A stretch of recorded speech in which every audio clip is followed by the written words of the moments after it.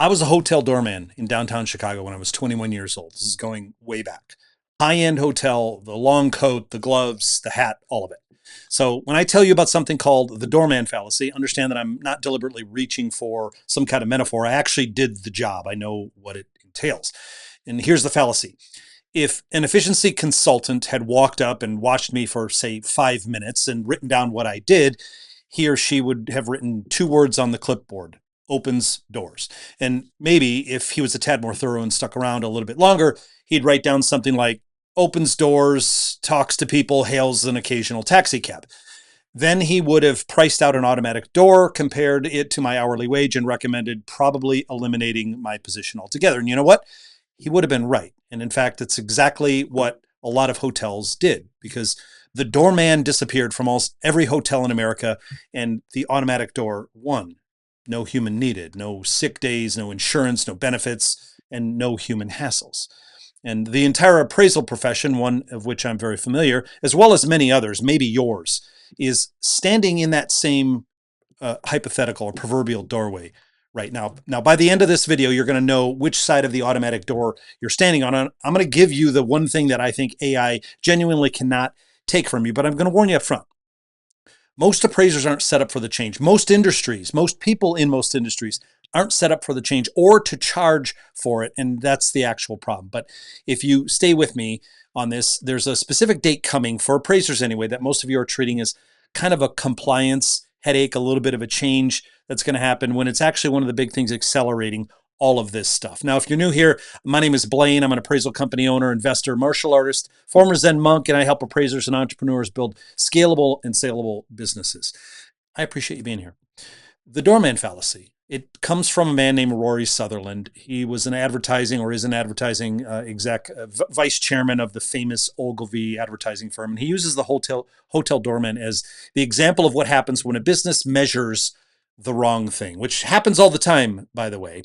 And as someone who was actually a doorman at a high-end hotel, let me tell you what I actually did on a shift. And maybe you've encountered these people. Maybe you live in a nice high-rise apartment building, high-end apartment building where you have a doorman, or maybe you visited hotels where there is a doorman. I recognized people, and I learned their names at the hotel. I learned where they were from and why they were visiting and what they like to do. And when a guest walked out and needed a taxi, of course, we get the whistle, we blow for the taxi, and we pull the taxi up. We ask where they're going. We talk to the to the taxi cab driver, and we let them know. I would ask some quick questions of the guests to gather some initial intelligence about them so that I would know. And in fact, I would carry a notepad and I would write these things down so that when they returned that afternoon, I would ask them how the conference or the meeting, the lunch or the event or maybe the show was. And that always impressed them. And that was the initial bridge of trust. It was kind of where I started to really develop my understanding of customer service, high level customer service. When a guest came back for, say, the third time to the hotel in maybe 6 months, I knew her name and I used it. I knew which regulars wanted small talk and which ones wanted to be left completely alone. I moved luggage. I hailed cabs. I answered questions about the city, where to go for the most authentic Reuben sandwich, for example, or a pasta dish. I scored tickets for shows at the Chicago Theater just down the road, and I made arrangements for them at hard to get into places with the help of the concierge, of course. That's their job. I gave directions, real directions, not go 2 blocks and turn left. It was more like, don't walk that way at this particular hour. Take Lower Wacker Street instead. It's the not so well-known shortcut.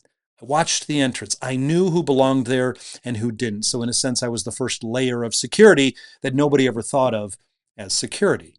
And I kind of set the temperature. The doorman set the temperature of the whole arrival.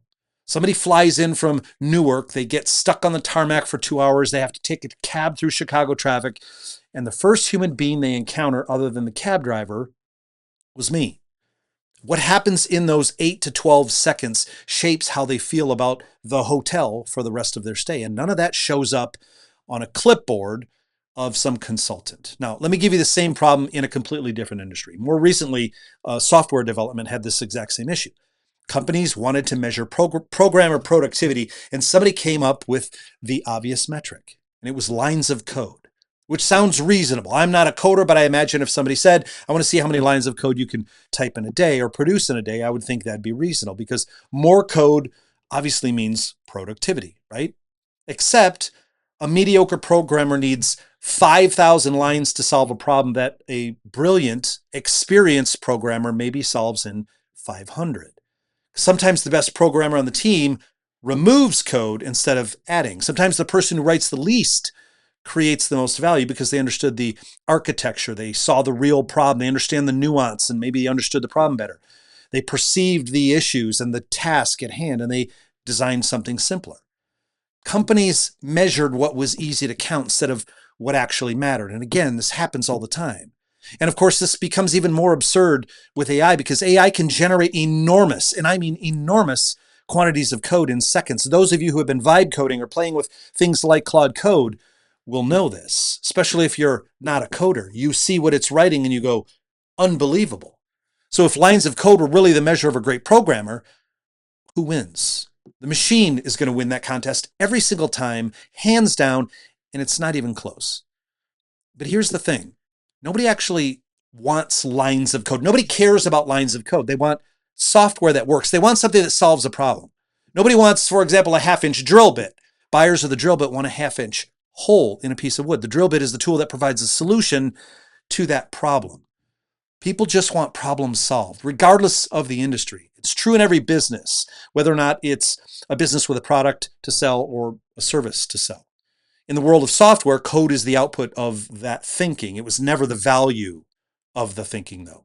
Now, having been an appraiser for the last 26 years and built several appraisal companies from one-person firms, which is the most common in the appraisal industry, to at one point one of the largest residential appraisal firms in the country, I have some idea of what often gets measured that probably shouldn't. It's one of those things that says, even though you can, doesn't mean you should. And of course, what should be measured instead? So what does most of the appraisal industry measure? Well, if you're an appraiser listening, you know. Reports completed, turn time, adjustments, fields populated, pages produced, reports per week, dollars per hour, things like that, metrics. And those are all metrics, by the way, that we go over in coaching. They're important metrics for a beginner, but are they the most important? No, because every one of those is what we would call a production metric. There's nothing wrong with production metrics. You need them. But somewhere along the way, appraisers specifically started confusing production with professional value. And that confusion is extremely costly, both to the producer as well as the buyer of what that product or service is. And again, I'm trying to cross industries and boundaries because this is true. The theory and the principle is true for almost every industry. But here's how the appraisal industry describes what you do. You inspect the house, you measure it, you find the comps, you make adjustments, you fill out a form, you send the PDF or the XML file. And technology companies look at that description and say, reasonably, we can automate most of that. Again, the consultant, the one who got rid of the doorman, would look also at the appraisal industry, look at what an appraiser does and go, they open doors. Now, of course, they could automate all of that. And that shouldn't be insulting to anybody. That's a correct reading of the job description the profession essentially wrote for itself and has been acting on for decades. But friends, the form is the door in the doorman example, and the appraiser is the doorman. The form records what happened. The form is not why anybody hired the professional. It's not why they hire an appraiser. Now think about what the client is actually buying. A lender, usually the client in a lending transaction, says, I need an appraisal on a 1004 form. That's one of the most common forms in the appraisal industry. And an appraiser hears, well, how ironic. I sell appraisals on the 1004 form. No, friends, you don't. A 1004 form is a container. It's a bucket. The lender is buying information about collateral risk. They're buying a solution to an investment, collateral and a risk problem that they have. The estate attorney, for example, isn't buying a PDF. That's what they end up getting. She's buying a defensible opinion of value that may have to survive 2 or 3 siblings who hate each other and a judge who doesn't really care about either of them or their problems. The divorce attorney that you might work for isn't buying 6 comparable sales on a form. He's buying an independent number that somebody can defend on the stand under pressure. He's buying an understanding of the specific nuanced market data and the intelligence that is going to help his client win the argument. The homeowner who hires you isn't buying an appraisal form. He or she is buying clarity before making a 6 or 7-figure decision. The investor isn't buying your adjustment grid. He is buying your protection from an expensive mistake and maybe the research that goes into the market. Friends, the report is just the container. The judgment inside the report is where the real value is, and the appraiser who delivers it is the product. We've talked about this in other videos. And once you can see it, fee compression and commoditization stop being mysterious concepts. The appraisal industry is way over commoditized and heading even more in that direction. And how do we know that? If 10 appraisers all walk into the marketplace and say, I'll inspect the property, pull the comps, and deliver a report, the customer has exactly 3 things left to compare at that point: price, speed, and of course, turn time or convenience. And it's why most of you have such horrible closing metrics on the non-lender side of the business when a prospect calls your office. They ask, how much do you charge? You ask a few questions, you answer a few questions, then you quote a fee. And then they hang up and they go compare the fee. You've given them no reason to believe that your product is any different than everyone else's product that does the same thing when they pick up the phone. So why not pay the least amount possible if everything is the same? That's the principle of being a commodity. It's the principle of substitution at work, by the way. And it's the guiding principle that undergirds every appraisal, the principle of substitution.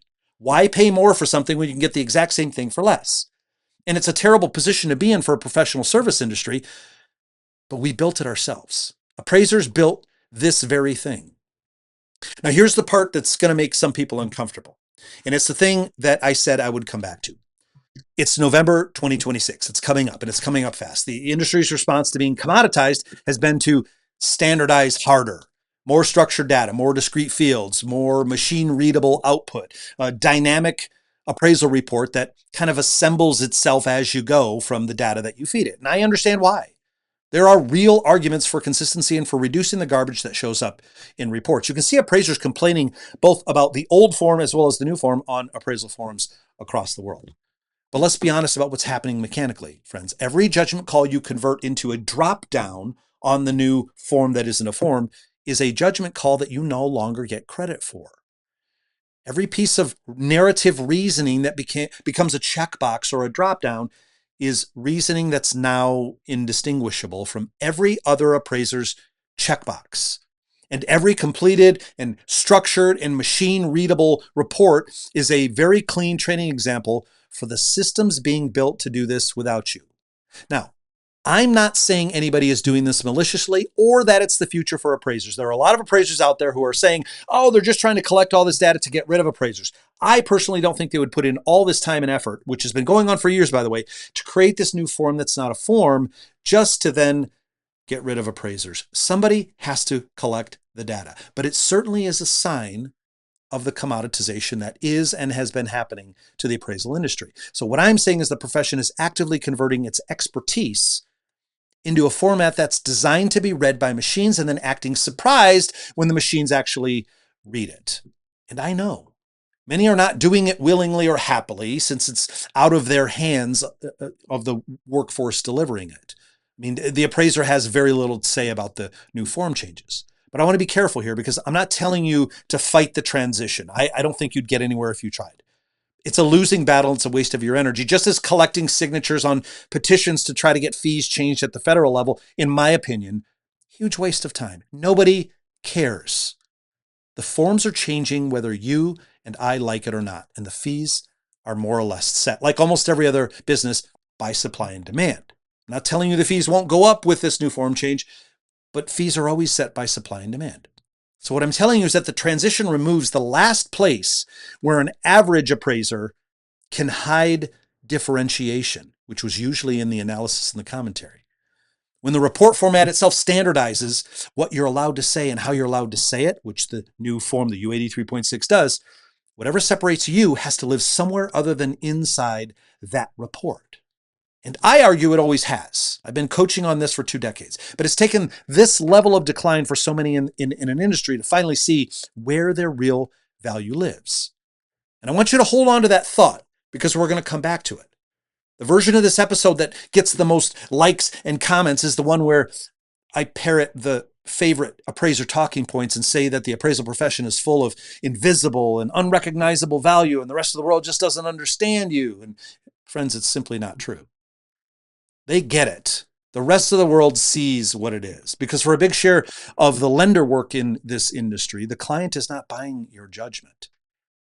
The client is buying a compliant container delivered fast at the lowest defensible cost. I don't care how many times you bellow that your clients love you and they will never leave you and they only choose you because you're you. It's not true. I've found myself saying it before as well, and I'd like to think that. But how many of you have had clients you thought that of and then one day they just disappear? They ghost you.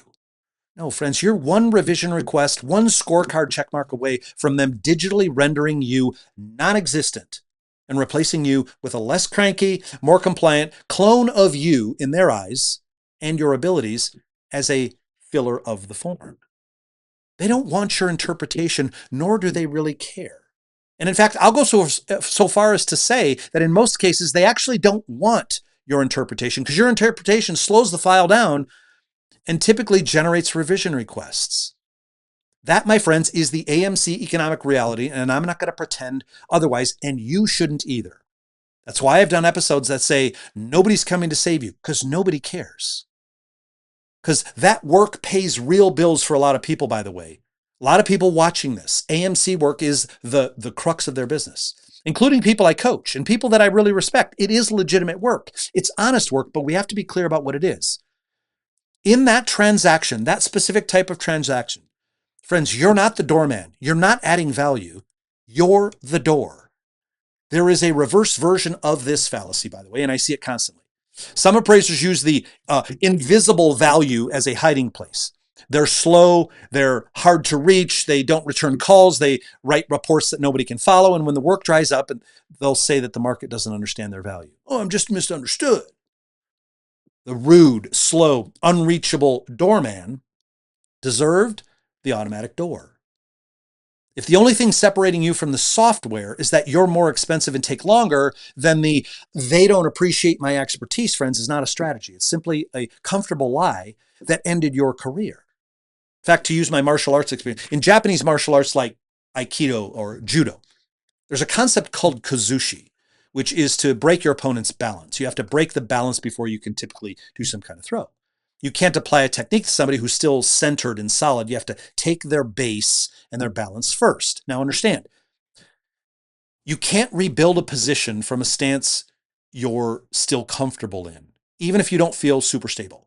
We have to first break your balance a bit and get uncomfortable if there is to be any growth. That's what we're doing here. And we're doing it on purpose. So let's do that. Let's rebuild it. Let's go back to the hotel example that I worked at in the 90s, the Stouffer Riviera, by the way. My value was invisible to the consultant with the clipboard. It was completely obvious to the woman walking through the door with 3 suitcases, a 2-hour delay behind her, and a child in tow. Same person, same shift, 2 totally different assessments. One from a consultant, one from a tired guest. The difference wasn't what I provided. The difference was who was judging the role, the consultant or the guest. Now apply that to appraisal. And I think this is the single most important structural fact in the business. The person who benefits from your judgment is almost never the person who hired you. Let me say it again. The person who benefits the most from your judgment is almost never the one who hired you. And this is where one of the greatest fundamental misunderstandings exists for appraisers in my experience. The borrower benefits, but the AMC or the lender hires you. The heirs in the estate benefit. Sometimes the attorney is the one who hires you. Sometimes the attorney is just checking their box too. Think about what that means. You have built a career providing value to people who don't pay you on behalf of people who don't experience it and likely don't care about it. Friends, you cannot get paid for value that your real customer never encounters. And on the lending side, that is explicitly true. That's why articulate your value better is incomplete advice. You can articulate all day long to somebody structurally incapable of caring.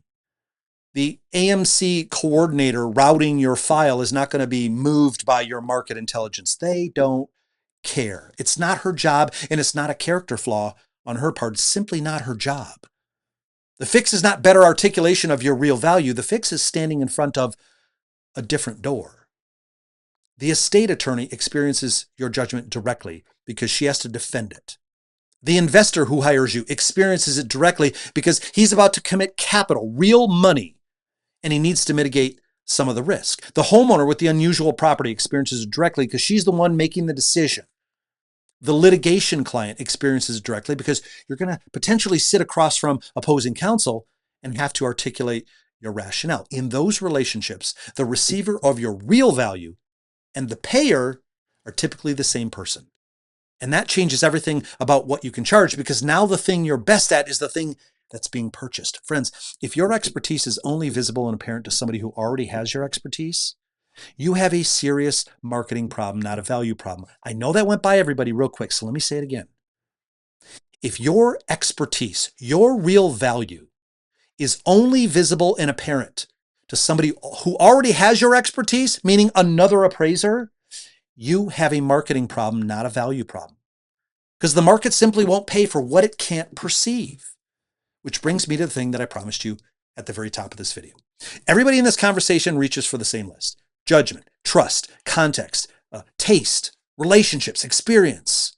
I believe all of it, by the way. And in fact, I've been teaching this point for 2 decades.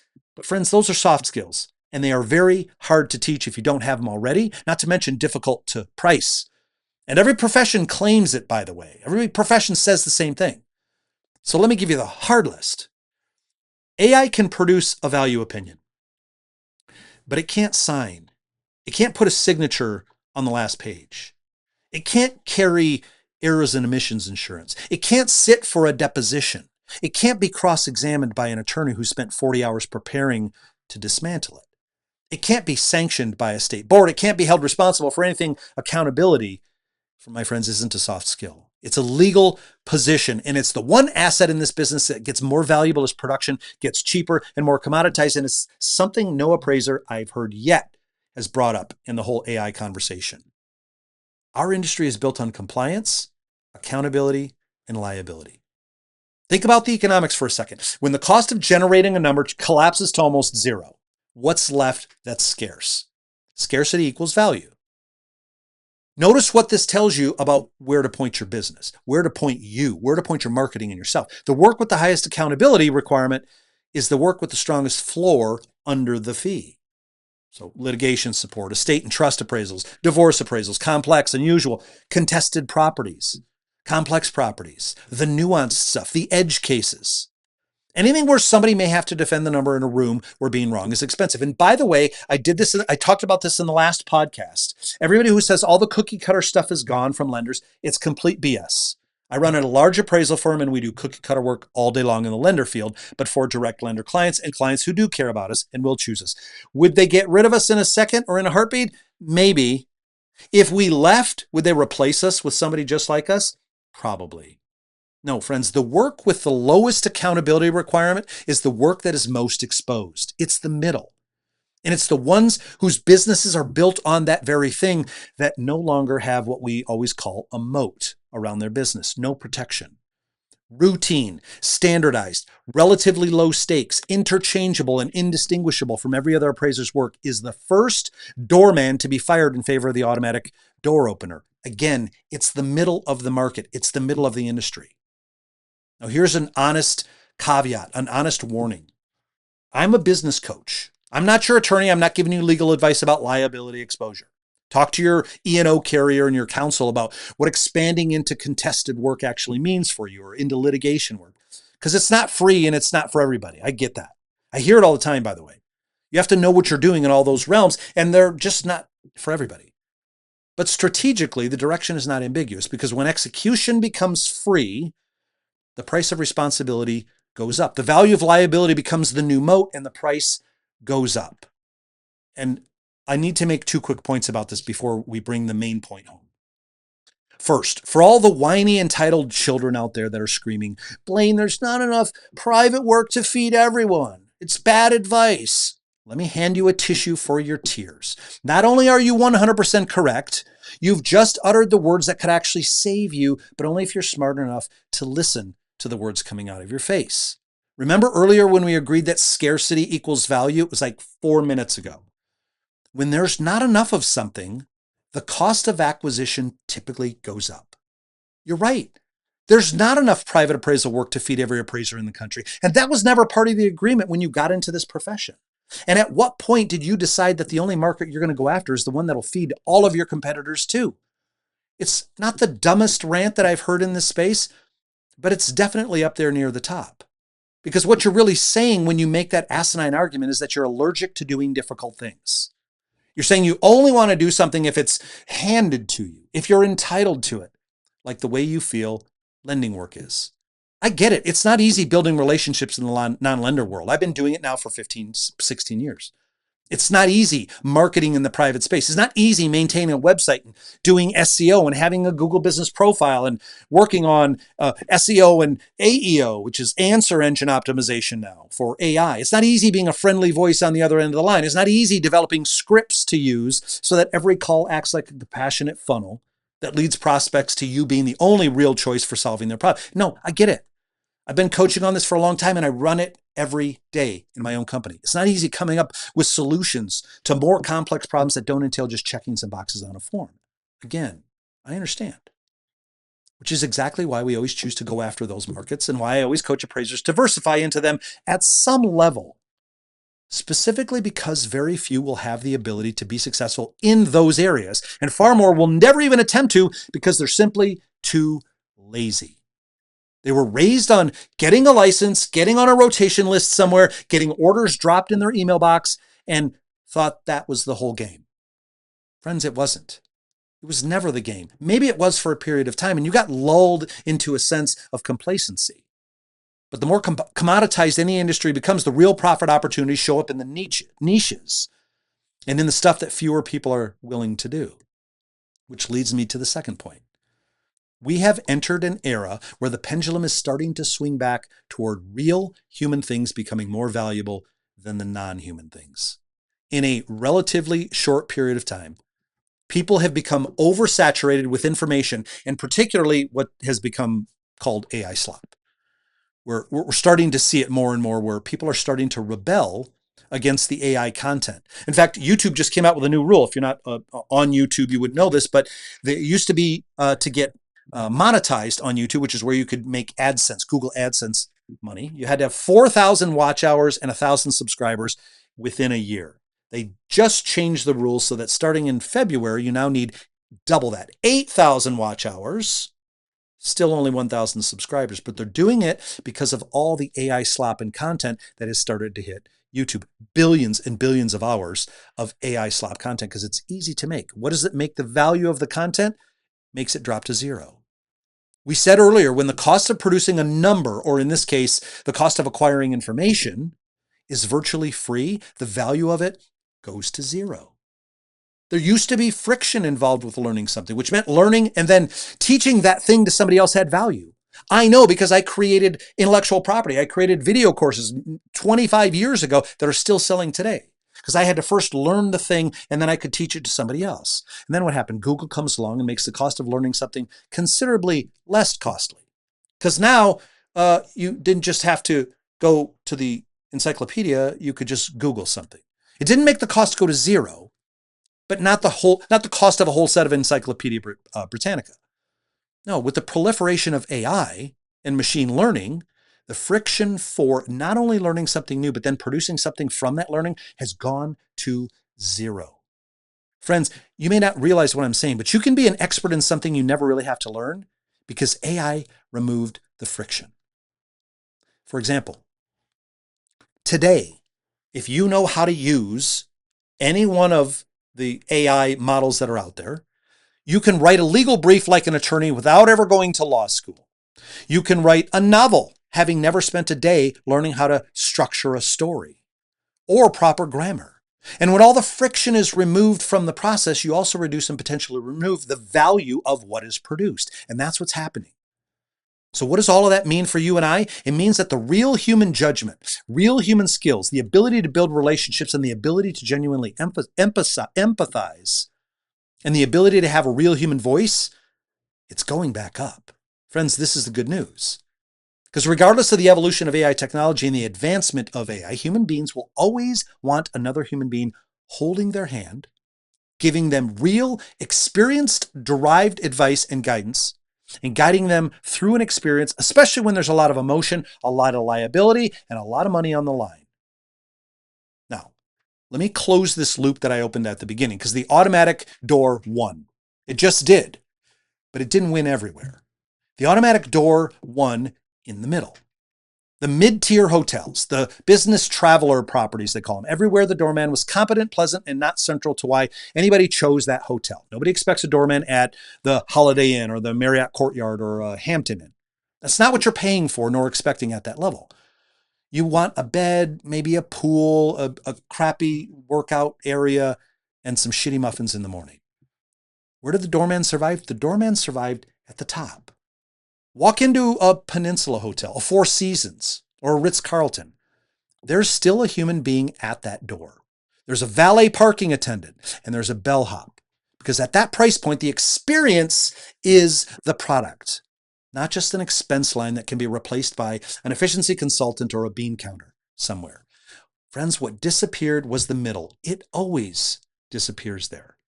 And that's my prediction for this profession. And I want to be precise about it, because the line that AI is coming for appraisers is simply lazy.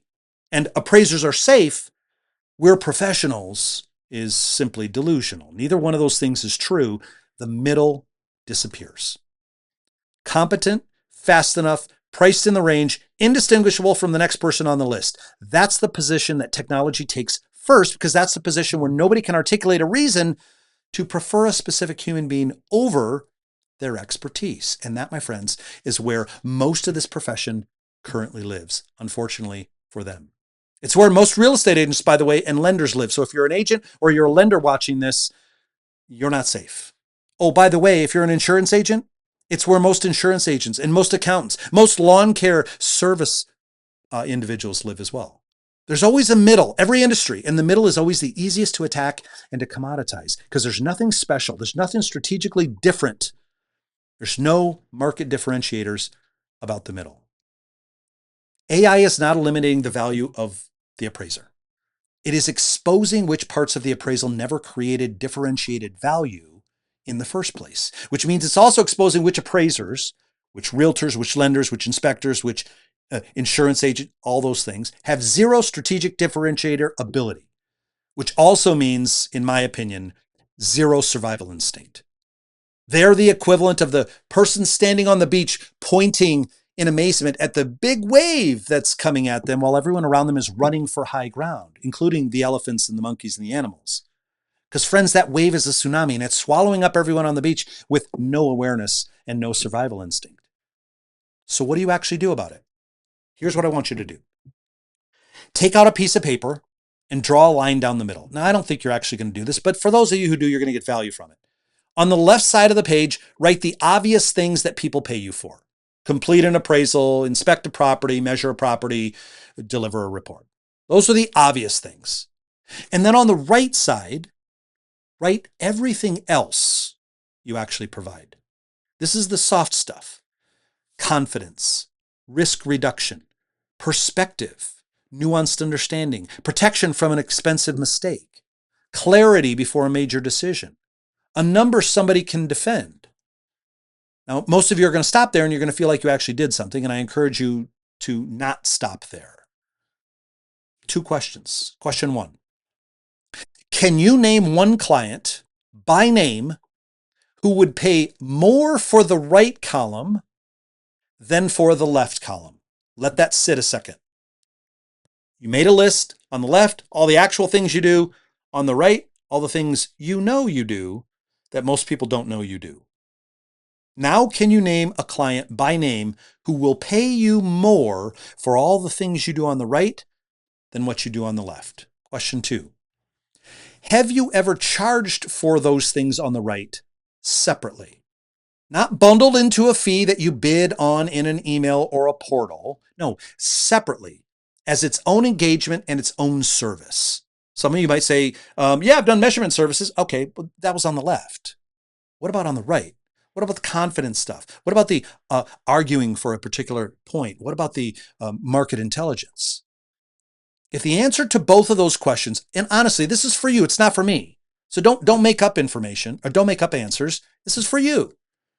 If the answer to both of those questions is no, then what's on the right side of that page is the gap for you. Gap is another word for opportunity. It's the work to be done in the area that I would focus on the most over the next 365 days. Because almost every appraiser that I've ever coached fails that test the first time. I failed it back in 2009. That's where I came up with the test. I built my second firm entirely on the left column, and I called it a business. I thought that's what it was. I realized it wasn't much of a business after the whole financial system broke in 2008, and a lot of appraisers were devastated. My business was devastated as well. So here's the assignment for this week, and it's one thing. It's not 5, it's just one thing. Pick one client type, a type, not one client, a particular category of client, where the person who benefits and the person who pays are the same human being. Estate attorney, divorce attorney, investor, homeowner with a property that nobody knows how to handle. Just one. Don't try to capture all of those categories because each one takes a slightly different set of skills. There's definitely some crossover and overlap, like being good at consultative selling and knowing how to solve different kinds of problems and being kind on the phone and building systems and so on. All the stuff we coach on. Some of you have none of those skills yet, by the way. So take it slow and build on those one at a time. There's no shame in saying, I don't know how to sell. I'm not good on the phone. Good. Being honest is a good start. But then make one call, one phone call. Don't build a marketing campaign in Go High Level. Don't send out 1 million emails. Don't do a website rebuild or a rebrand and a new logo. That's not what I'm saying. Do the scary thing. One call to one person in that category and ask them a single question. Here's the question. What do you need to be able to defend, and who currently helps you defend it? And then shut up and listen. Because the answer to that question is the right column of the page in your words, which is the only version that really matters and the only version that's really worth anything. At 21 years old, standing outside that hotel in the cold, I could not have told you any of this. I was just doing my job, opening doors, helping people, watching the street. But looking back on it, the lessons are obvious. If that hotel had evaluated me on the doors opened per hour, they would have misunderstood the job. And when they installed the automatic door and they thought they'd replaced everything that the doorman provided, they misunderstood the value that was provided. Friends, a lot of professions are standing at exactly that moment right now. And this one is near the front of the line. The wrong response is to stand in front of the automatic door yelling that nobody opens this door as well as you do. And that's what a lot of appraisers are doing right now. No, the right question is the one very few ever ask. What was I providing besides opening the door? Never let the easiest part of your job nor the easiest metric to measure become the definition of your value, which again is what a lot of participants in industries do. You let the easiest part of your job and the easiest metric to measure become the definition of your value for you. Friends, if this hits something, that's what we do inside the Coaching Academy every week, building the right column into an actual business instead of a belief and not just working on the left column. Go to coachblaine.com/free month. Take a whole month on me, no risk. It's completely free. You lose nothing. If it's not for you, everything gained, nothing lost. On this topic, what do you think? Am I wrong on this one? Was I too harsh? Where do you see things headed in your industry if it's not the appraisal industry? And if you are in the appraisal industry, I'd love to know you. I'd love to see your comments in the comments section. Friends, do more, be more, live more, give more. I'll see you on the next one.